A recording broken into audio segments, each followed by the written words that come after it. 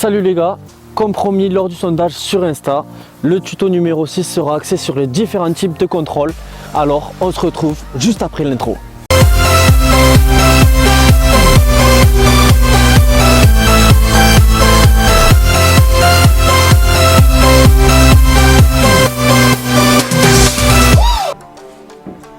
Pour réussir un contrôle au football, les trois critères importants au moment du contrôle sont d'être détendu et non rigide. Tu remarqueras que si tu es crispé, ça devient compliqué. Tu vas devoir ne jamais douter, prends confiance, sois sûr de toi et entraîne-toi. Écoute bien cette phrase, tu seras encore meilleur lorsque tu sauras ce que tu fais de ton ballon avant de le recevoir. C'est ce qui va faire la différence entre le haut niveau et le football amateur. C'est parti. Commençons directement et voyons ensemble les différents types de contrôle. Let's go! Pour commencer, voici le contrôle le plus connu, le plat du pied. Ensuite, on a le contrôle avec l'extérieur du pied. Sur un ballon en hauteur, voici le contrôle avec le dessus du pied, appelé aussi le coup de pied. Très souvent utilisé en futsal, le contrôle de la semelle. Généralement, sur un ballon à mi-hauteur, on retrouve le contrôle de la cuisse. On enchaîne ensuite avec le contrôle poitrine utilisé fréquemment sur un long ballon aérien. Dans l'originalité, on peut faire aussi un contrôle de la tête, oui, je vous assure. Et pour finir, on peut faire un contrôle du dos, soit pour chambrer, ou bien quand on le fait involontairement, ça arrive aussi. Comme tu viens de voir, tu peux recevoir le ballon de deux façons différentes, soit sur une passe au sol, soit sur une passe aérienne. Maintenant, on va voir les contrôles à éviter, mais surtout les contrôles pour être performant en match. Tu dois savoir qu'il existe plusieurs enchaînements pour contrôler un ballon. Le premier, c'est le contrôle statique, pas vraiment intéressant pour créer du jeu.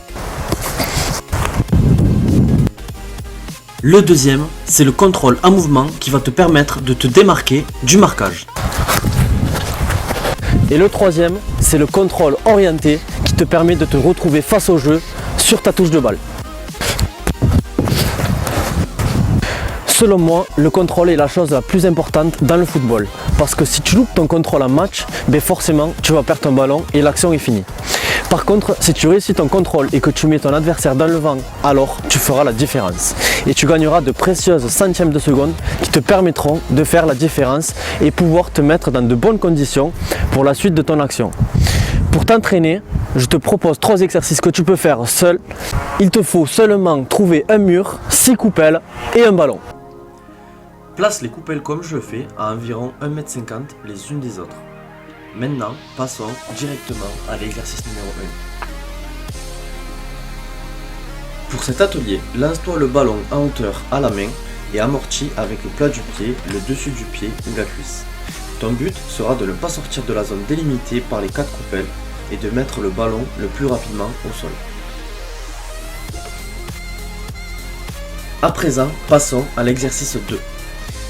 Trouve-toi un coéquipier si possible ou un mur suffira amplement. L'objectif de cet exercice sera similaire au précédent puisqu'il faudra que tes contrôles ne sortent pas du carré. N'hésite pas à t'envoyer le ballon au sol mais aussi en l'air pour maîtriser tous les contrôles. Cet exercice te permet de faire un contrôle du plat du pied, du coup de pied, de la cuisse, de la semelle ou bien encore de la poitrine. Passons au contrôle en mouvement avec l'exercice numéro 3. Pour cet exercice, tu es libre de partir dans la direction que tu souhaites, bien évidemment, tu devras alterner. Tu vas ainsi pouvoir travailler les contrôles en mouvement, les contrôles orientés avec les différentes parties pour amortir un ballon. Cela te servira à pouvoir te démarquer en match, bien évidemment, tu devras voir le jeu avant de recevoir ton ballon pour faire la différence sur tes contrôles.